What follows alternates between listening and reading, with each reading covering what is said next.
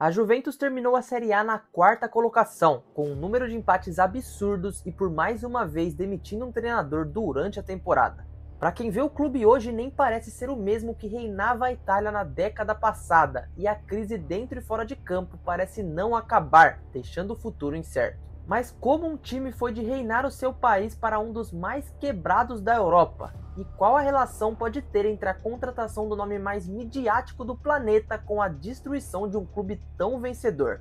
É simples, a chegada de Cristiano, entre outros fatores, quebrou a Juventus em todos os aspectos. E como isso aconteceu é o que vamos ver hoje. Para começar, é importante eu dizer que individualmente o desempenho do Cristiano foi sim muito bom, e esse vídeo não tem o intuito de criticar ele, até porque eu sou muito fã. O problema é o impacto que ele causou na chegada dele nos bastidores. Então, hoje a gente vai falar sobre toda essa história, mas antes eu tenho que contextualizar para vocês quem são os personagens. A Juventus em 2006-2007 subiu da Série B de forma tranquila, após um dos maiores escândalos do futebol mundial, o Calciopoli, e mesmo tendo perdido inúmeros grandes jogadores, a esperança na volta era de um bom recomeço. Entretanto, após anos ruins, incluindo uma sétima colocação na temporada 2009-2010 e péssimas decisões administrativas, Andrea Agnelli em maio daquele ano seria apontado como novo presidente. A família Agnelli já está à frente da Juventus há mais de 100 anos, mas Andrea foi o mais jovem a já assumir o clube, quando na época tinha 33 anos. Um dos personagens mais importantes dessa história, que por mais que tenha encerrado de forma terrível no começo, ela foi muito boa.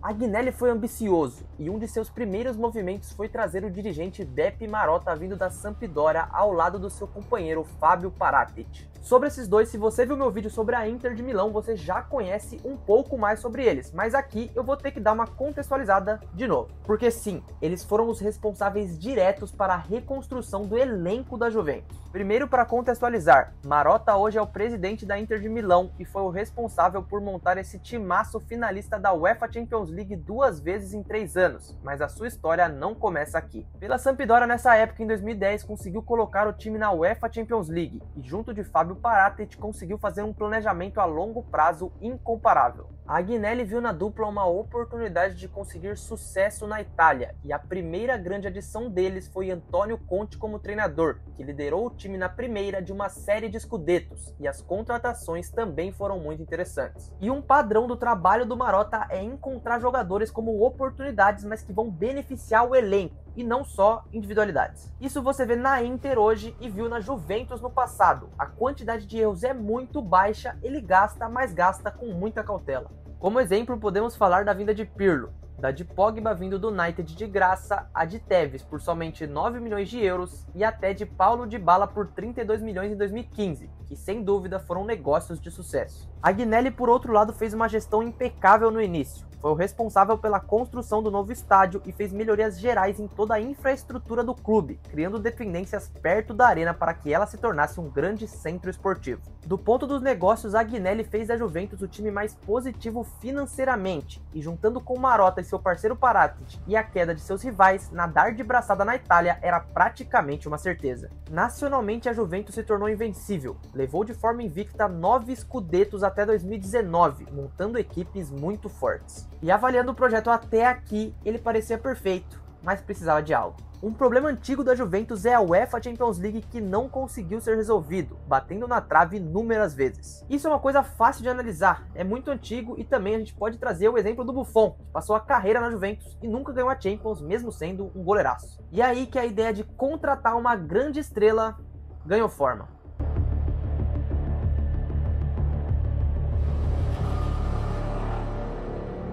E para nós falarmos da chegada do Cristiano Ronaldo, antes temos que entender como era a Juventus no cenário europeu. Nesses anos todos, após todas as melhorias trazidas por Agnelli e pela genialidade de Marotta, a receita aumentou e o desempenho, como dito antes, foi absurdo. E esse sucesso, de certa forma, também aconteceu internacionalmente, com a equipe conseguindo chegar a 2 finais de Champions entre 2015 e 2017. Entretanto, uma foi perdida para o Barcelona, que com o trio MSN tinha 3 jogadores dividindo responsabilidade. Porém, já em 2017 a parada foi diferente, e a tal melhor defesa da época viu um único jogador marcar 2 vezes, colocando mais uma final de Champions no bolso. Agnelli sentiu que o que faltava poderia ser uma super estrela, alguém que pudesse decidir jogos na individualidade, e a Champions seguinte comprovou isso, com Cristiano Ronaldo batendo na Juventus mais uma vez, sendo aplaudido no estádio da Velha Senhora. E pensando em gestão, aqui podemos dizer que começou o início de sucessivos erros. Mas você que entrou nesse vídeo ainda deve estar se perguntando como o Cristiano Ronaldo, que foi até bem, conseguiu destruir a Juventus.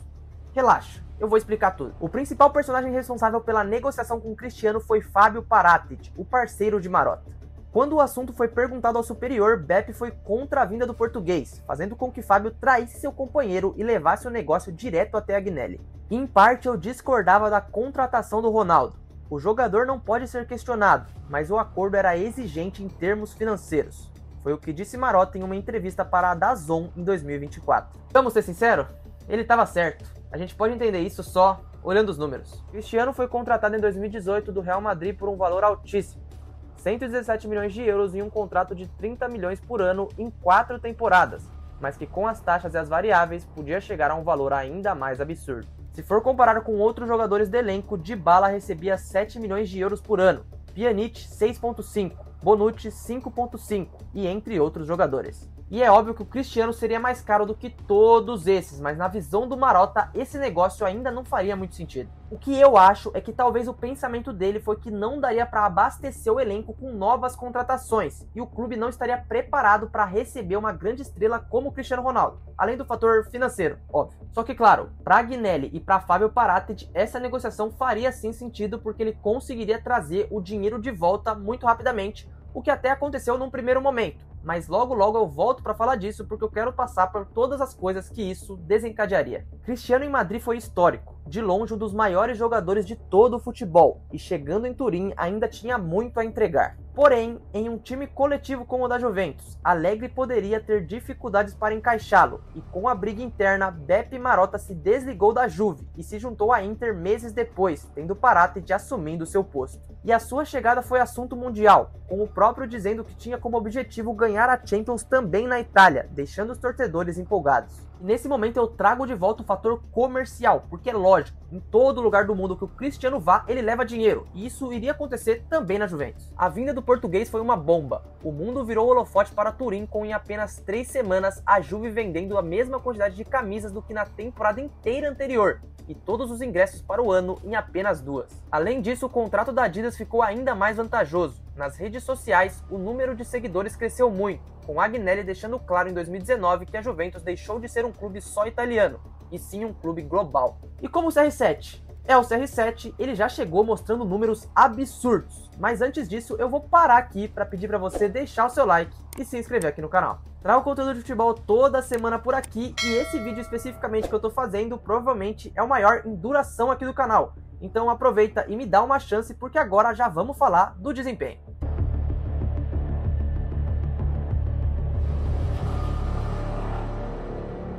Sua primeira temporada, o português conseguiu a marca de artilheiro da Série A com 21 gols e levando a 8ª taça consecutiva com o clube, causando um impacto muito grande logo de início. E na Champions contra o Atlético de Madrid protagonizou um dos capítulos mais absurdos de sua história, conseguindo o hat-trick e a virada no jogo da volta, mas sua equipe patinou contra o Ajax, com ele não tendo culpa, já que fez os gols lá na frente. E chegamos no momento onde as decisões sem o Beppe Marotta se tornaram um pouco questionáveis, já que ganhar a Champions virou uma obsessão. Já que o time já contava com o Cristiano Ronaldo, quem pagou o pato foi Allegri, que acabou caindo para a próxima temporada. O italiano, ainda antes de sair, deixou um aviso para o presidente para que ele se livrasse de Cristiano, porque ele atrapalhava o crescimento do time, algo que para Andrea não era uma opção. Paratici então foi buscar Maurício Sarri, treinador que tinha conseguido ser campeão europeu na Europa League uma vez e podia repetir isso em um torneio internacional pela Juventus. Mas vocês conseguiram entender o que aconteceu aqui? A contratação do Sarri foi somente baseada em resultados e não no que ela impactaria dentro do campo, algo que com certeza não foi bem planejado pensando no longo prazo, e Marotta não aprovaria. Mesmo assim, os números de Cristiano continuariam ótimos. Na segunda temporada foram 37 gols em 46 jogos, e mais um título italiano. Só que temos que entender que esses números são apesar do Sarri.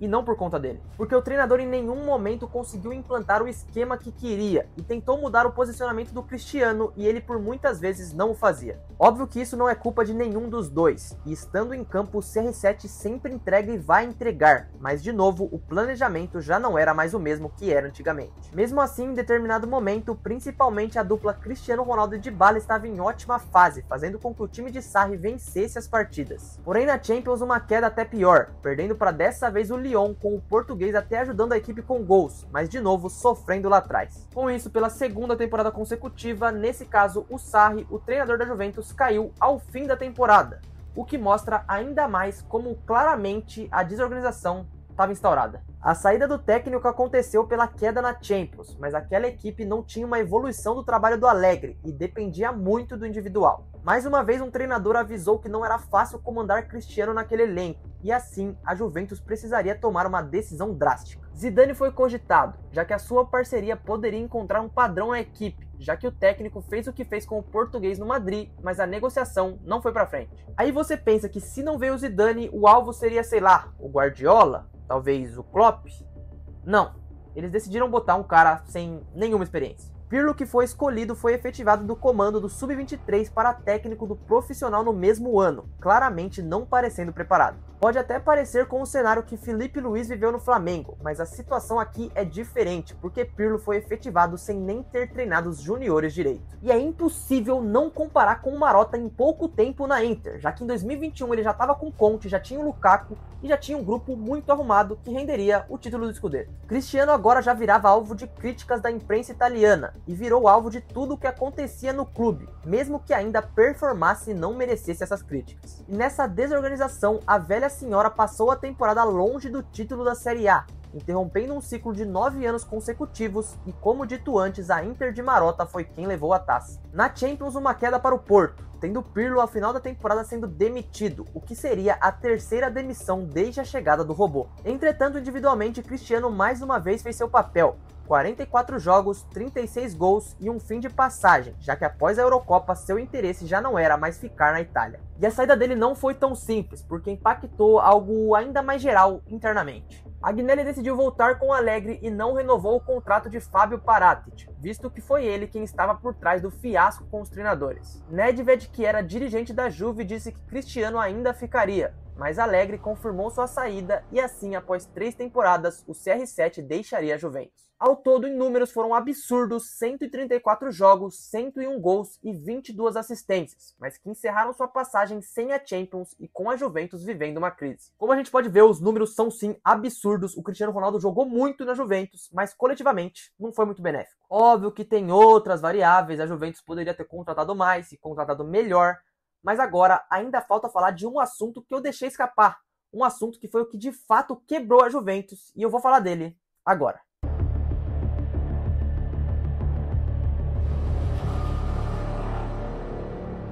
Não devemos cometer o erro de comparar entidades italianas com o que é o nosso verdadeiro mercado de referência, a Europa. Essa frase foi dita em outubro de 2019, o que, colocando na linha do tempo, foi poucos meses antes da pandemia. E aqui os pontos se unem. De um lado, um jogador que midiaticamente era muito caro, mas que valia a pena porque ele se pagava. E do outro, uma pandemia global que evitava as receitas da Juventus e fazia com que esse público já não existisse. Então, como essa conta ia fechar? Fica difícil. Óbvio que isso é uma coisa um tanto quanto imprevisível, mas o problema é que a Juventus agora era um caso perdido e virou caso até de polícia. E nesse momento você deve estar se perguntando que o que ferrou a Juventus foi a pandemia e não o Cristiano. E a resposta é sim, mas foi na chegada dele que a sucessão de erros começou. A Juve, além do salário altíssimo do português, ainda tinha parcelas para pagar ao Real Madrid, elevando o gasto ainda mais. Durante o Covid foi um dos times que mais sofreu na Europa, já que tinham uma conta altíssima para pagar, mas não tinham retorno suficiente a isso. Foi aí que os reportes financeiros do clube começaram a ficar estranhos. E aqui a gente tem que entender uma simples coisa. Quando um jogador é vendido por um clube, o valor total da transferência pode ser colocado no balanço de um ano, enquanto quando um jogador é comprado, esse valor pode ser dividido entre os anos de pagamento, deixando os clubes saudáveis financeiramente. Só que a velha senhora abusou um pouco disso e eu vou dar um exemplo de uma contratação que foi digamos, absurda. Arthur foi contratado pela equipe de Turim por cerca de 80 milhões de euros, enquanto Pjanic foi para a Catalunha sendo praticamente uma troca, mas indo para a Espanha por mais de 60 milhões, sendo que os dois não tinham um valor de mercado tão alto assim. No mundo do futebol, essa transferência foi extremamente questionada e investigada, e por ironia do destino, nem Arthur e nem Pjanic renderam em seus novos clubes. Mas se você for pesquisar, a Juventus fez isso com outros jogadores e com outros clubes, dando meio que um golpe ali no fair play financeiro. Isso em si não é legal, é uma prática até comum na Europa, e a gente pode dar como exemplo o Chelsea, que faz muito isso recentemente. Mas o problema da Juventus é que eles conseguiram cair em outro esquema fiscal. Durante a pandemia houve uma diminuição no salário dos jogadores no clube para diminuir despesas, mas acabou que a Juve continuava pagando as quantias e não colocava isso no balanço. As autoridades já investigavam tudo nesse momento, e foi encontrado inclusive o grande checkmate no caso Cristiano. Pagamentos diretos ao português na casa dos 20 milhões de euros foram encontrados com a assinatura de Paratici, mas que não constavam no balanço anual correspondente do clube. Outros escândalos também relacionados ao balanço fiscal aconteceram, e vários dirigentes foram indiciados. Assim, antes de qualquer decisão da justiça, Agnelli e Nedved, além do diretor-geral da época, deixaram o clube pelas acusações. Eu realmente não encontrei em nenhum lugar eles assumindo a autoria de algum crime, mas se eles saíram do clube, quer dizer alguma coisa.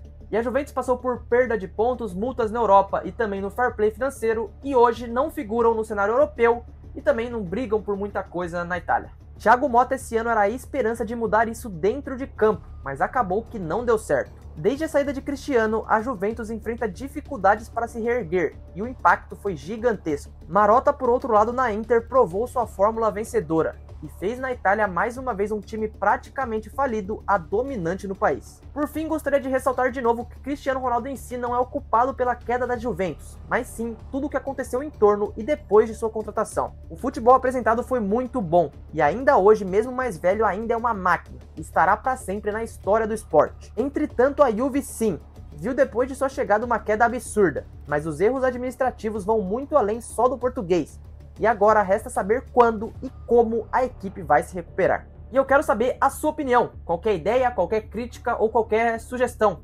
porque esse vídeo acaba aqui. E eu agradeço de verdade a você que assistiu até aqui, e por isso eu peço que, se você tenha gostado, deixar o like e se inscrever aqui no canal, porque vai me ajudar muito a continuar produzindo vídeos como esse. Aproveita também para clicar nesse outro vídeo meu que tá aqui na tela, e se você fizer isso, a gente se vê em alguns segundos, porque no mais, é isso. Um grande abraço, valeu, é nóis.